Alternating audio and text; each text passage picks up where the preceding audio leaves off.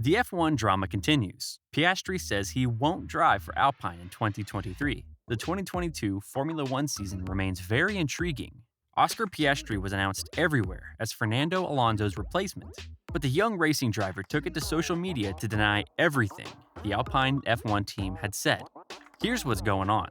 It all started with Sebastian Vettel not wanting to race in F1 anymore. The German cited many environmental concerns, and he was losing motivation to compete. So naturally, he confirmed that F1 will no longer be his second home after the current season ends. Fans were saddened by this news, but everyone kind of expected it to happen. But with Vettel out of the picture, the hunt began at Aston Martin F1. The team tapped Fernando Alonso, a move that surprised even the motorsports insiders. Surprisingly enough, it looks like Alpine didn't even know that Alonso was preparing to leave them. The French racing team reportedly found out about it from Aston Martin's press release.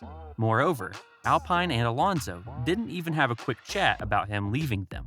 Still, Alpine published a goodbye message on social media, and they were polite about it. Nothing bad had surfaced, and a scandal was avoided. That is until now. As almost everyone expected it to happen, Alpine tapped their driver reserves and confirmed that Oscar Piastri will replace Fernando Alonso starting next year. Now talk about a promotion.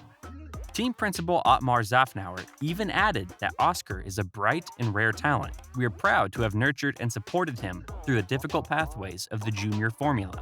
But the young racing driver published a message on social media in which he said that Alpine F1 lied about his involvement with the French team.